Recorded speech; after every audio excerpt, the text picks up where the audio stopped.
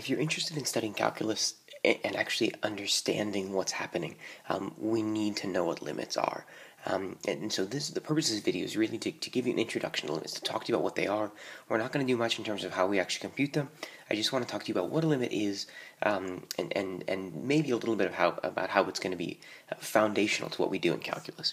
So in terms of a definition, an informal definition, a limit basically answers the question of what the output value of a function does near a particular input value of x. And I really want to emphasize that word near. A limit doesn't actually care what happens at a particular value of x. What a limit is interested in is what is a function doing?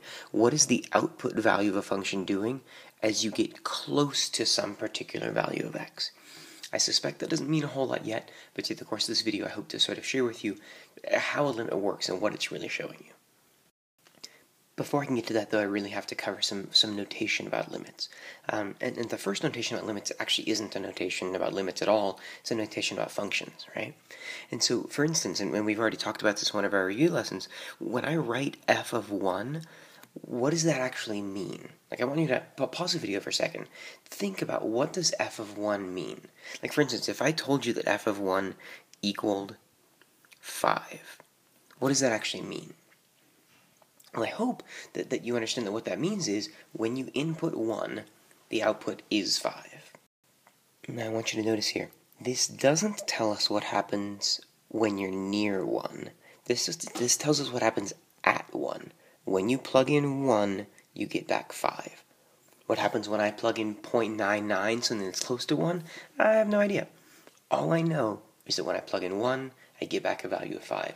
This is not a limit, because it's not telling me what happens near 1, it's telling me what happens at 1. Now let's look at our first limit notation. So here's our first limit notation. It's read, the limit as f of x as x approaches 1 from the left. That's what this little negative symbol here means. So the limit of f of x as x approaches 1 from the left, and what it means is, as I input x values that are closer and closer to this value, closer and closer to 1, from the left. In other words, like if you think about a number line, right? Think about when numbers are to the left of 1. So if this is 1 and this is 0. So as you plug in like 0.9, 0.99, 0.999, 0.9999, as you plug in things closer and closer and closer to 1 from the left, what are the outputs of this function approaching? Like that's what this thing is supposed to mean.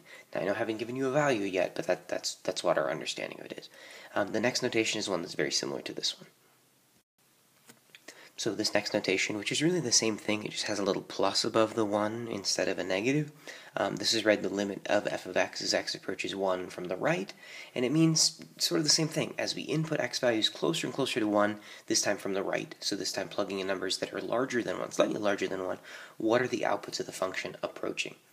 Again, notice with both of these, I don't care what happens when I plug in 1. I care what happens as I get closer and closer and closer to plugging in 1. Now there's one last notation here that I need to share with you, and so here it is. This last notation is read in a very similar fashion. You just read the limit of f of x as x approaches 1. We don't say from the left or from the right, because notice there's no indication here of whether I'm approaching from the left or from the right. And all this means is that as you input x values closer and closer to 1 from both sides, what are the outputs of the function approaching? And what you need to know about this one, the special note here, is that this limit will only exist if both of the other ones did, and they're approaching the same value.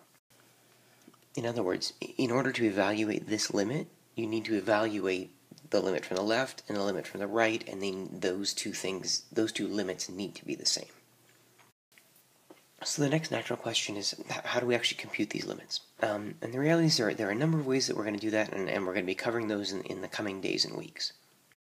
The first way that we'll learn to compute limits is numerically. In other words, we'll sort of look at a table of values, and we'll look at the outputs and see if we can determine what the function's doing. The next thing we'll move into is going to be determining limits graphically. which means we'll look at the graph of a function, we'll look at the outputs and see if we can figure out what's going on. And then the final way will be analytically, which means we'll use algebra and we'll use analysis to determine the limit. So we'll sort of go through some of the processes that you may have even done in math analysis to determine some limits. So I'm going to be covering some examples of these in the coming lessons. So I hope this introduction has made sense, and I hope that you'll get a chance to enjoy limits and really get a chance to see what's happening behind the math.